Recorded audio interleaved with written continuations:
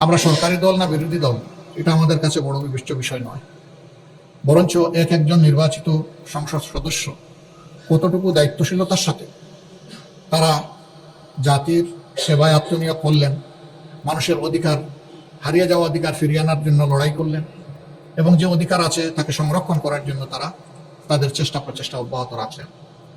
এর পাশাপাশি প্রাতিষ্ঠানিক সকল স্ট্রাকচারই প্রায় ধ্বংস হয়ে গিয়েছে। এগুলাকে ফিরিয়ে আনতে হলে অবশ্যই দায়িত্ব বেশি সরকারি দলের, তাদেরকেই মূল ভূমিকা রাখতে হবে।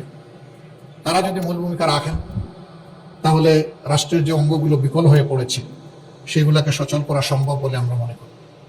বিচার বিভাগ থেকে শুরু করে সর্বত্র ভয়াবহ বিশৃঙ্খলা তৈরি হয়ে গিয়েছে। এই জায়গাগুলোকে অবশ্যই পরিচ্ছন্ন করতে হবে।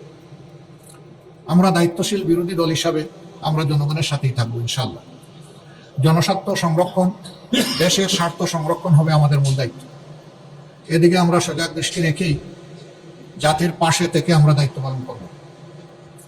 সংসদে একটি কার্যকর এবং গঠনমূলক বিরোধী দল হিসাবে দুনিয়ার সভ্য দেশগুলা যেভাবে দায়িত্ব পালন করে আমরা সেই কালচারটা, সেই সংস্কৃতিটা সংসদে আমরা দেখতে চাই।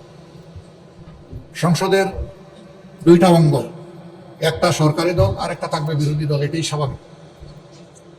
বিরোধী দল যেন তার ন্যায্য অধিকার, সংসদে কথা বলার অধিকার পায়, সেটা আমরা আশা করি।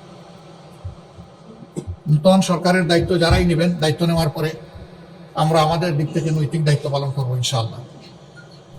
আমরা তাদেরকে আশ্বস্ত করব, দেশ এবং জাতির স্বার্থে আপনাদের পাশে আছি। আমরা হাতে হাত রেখে কাজ করব। স্বার্থ বিঘ্নিত হলে আমরা আমাদের দায়িত্ব পালন করব।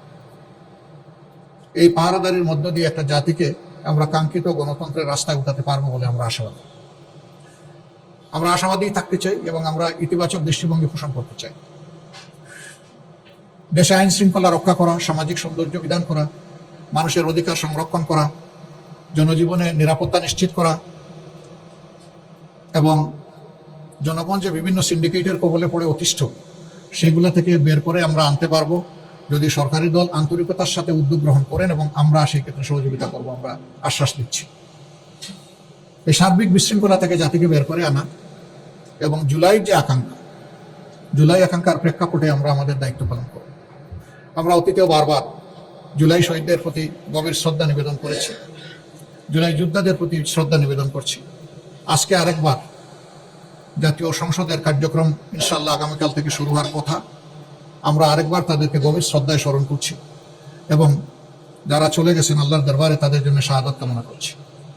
আর যারা আহত পঙ্গু হয়ে বেঁচে আছেন মহান মাহবুদের দরবারে, মহান রবের দরবারে তাদের জন্য সুস্থতা কামনা করছি। পুরা জাতি কার্যত জুলাইয়ে যুদ্ধ করেছে,